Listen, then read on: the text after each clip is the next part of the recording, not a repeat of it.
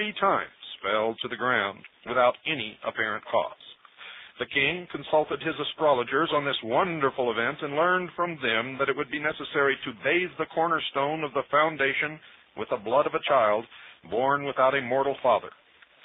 In search of such an infant, Vortigern sent his messengers all over the kingdom, and they, by accident, discovered Merlin, whose lineage seemed to point him out as the individual wanted. They took him to the king, but Merlin, young as he was, explained to the king the absurdity of attempting to rescue the fabric by such means, for he told him the true cause of the instability of the tower was its being placed over the den of 2 immense dragons whose combats shook the earth above them. The king ordered his workmen to dig beneath the tower, and when they had done so, they discovered 2 enormous serpents, the one white as milk, the other red as fire. The multitude looked on with amazement till the serpents, slowly rising from their den and expanding their enormous folds, began the combat. When everyone fled in terror, except Merlin, who stood by, clapping his hands and cheering on the conflict, the red dragon was slain, and the white one, gliding through a cleft in the rock, disappeared.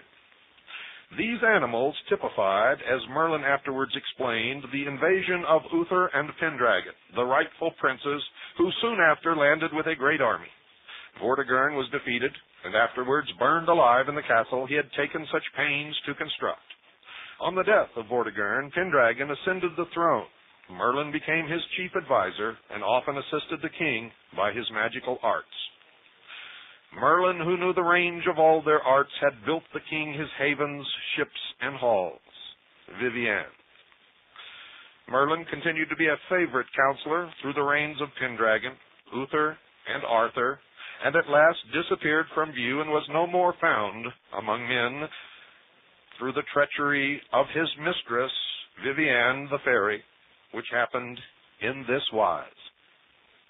Merlin, having become enamored of the fair Vivian, the lady of the lake, was weak enough to impart to her various important secrets of his art, being impelled by fatal destiny, of which he was at the same time fully aware. The lady, however, was not content with his devotion, unbounded as it seems to have been, but cast about. The romance tells us how she might detain him forevermore, and one day addressed him in these terms: "Sir, I would that we should make a fair place, and a suitable, so contrived by art and by cunning, that it might never be undone, and that you and I should be there in joy and solace." "My lady," said Merlin, "I will do all this."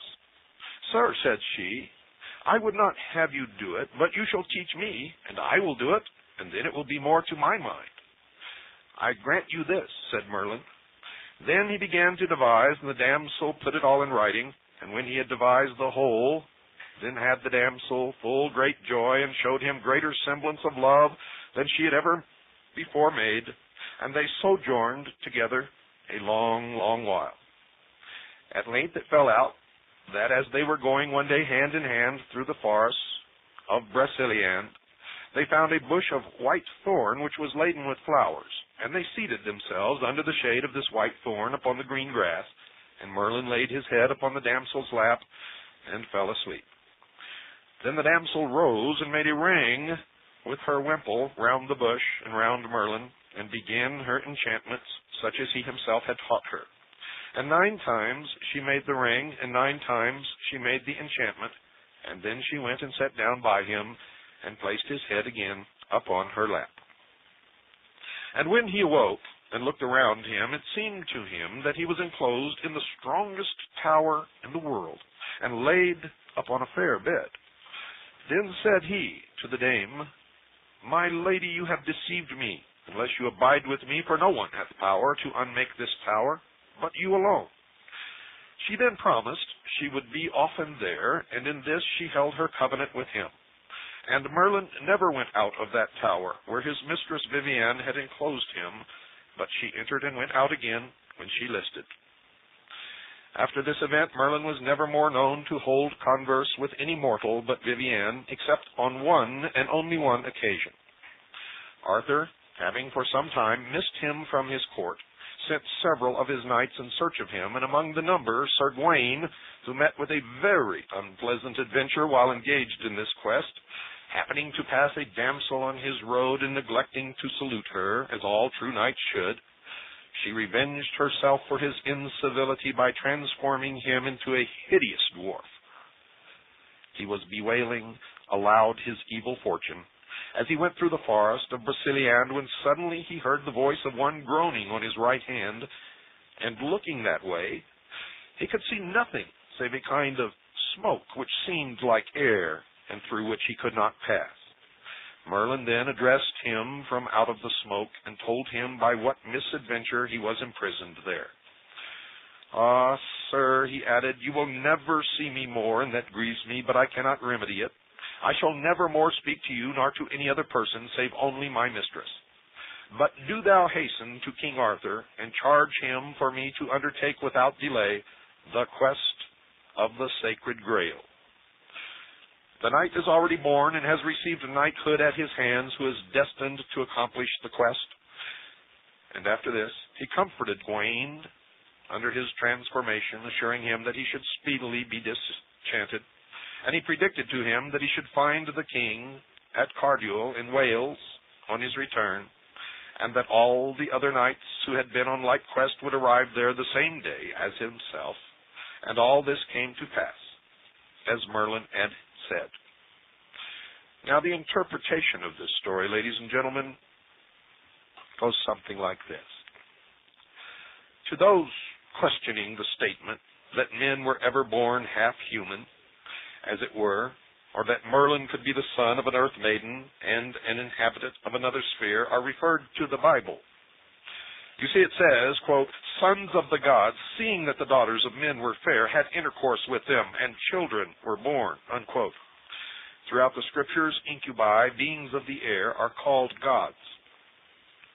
The soul, before it became submerged in matter, dwelt in a negative sphere, according to the mysteries, knowing neither good nor evil, never having had experience. The Infinite allowed the souls to incarnate in flesh, that they might eat of the tree of life and learn of life and death, good and evil. Now remember, this is the philosophy of the mysteries. It is in no way what I believe. The incubi, possessing not the four elements, fire, air, earth, and water, cannot know immortality, but their children, through the instrumentality of earth mothers, pass under the law of humans, and having lived upon the earth, may receive the blessing of immortality. Now remember the definition of the inscription placed upon the cross above Christ's head, the definition that I read to you from the Dictionary of Freemasonry. To secure this great boon, the mother of Merlin summoned the priest, that through the power of priestly invocation he might be bound to earth and earth conditions. It was believed in those early days, and there's much truth back of the assertion, that the influence of the church being invoked was powerful enough to counteract or at least neutralize any inherited evil characteristics. It proved impossible to erase all traces of Merlin's non-earthly parentage, for he possessed an innate knowledge of the mysteries and also the power to use magic. Vortigern, the usurper who succeeded to the throne through murder, was in league with the black magicians.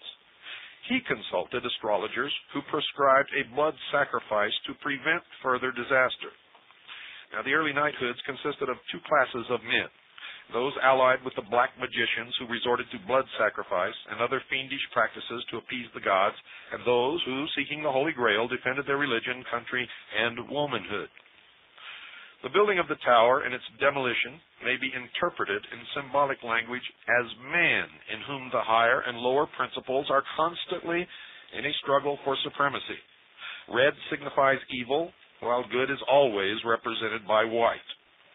That was carried over in the old westerns, where the good guy always wore the white hat and the bad guy always wore the black. Merlin, a knight by birth, understanding both black and white magic, advised Vortigern to free the two demons and allow them to battle to the death. Remember, these are the demons within man. The fight ended in the vanquishment of the red dragon, or evil, symbolic of the final event in every struggle between good and evil forces. This was the beginning of the downfall of Vortigern. having depended upon evil for support,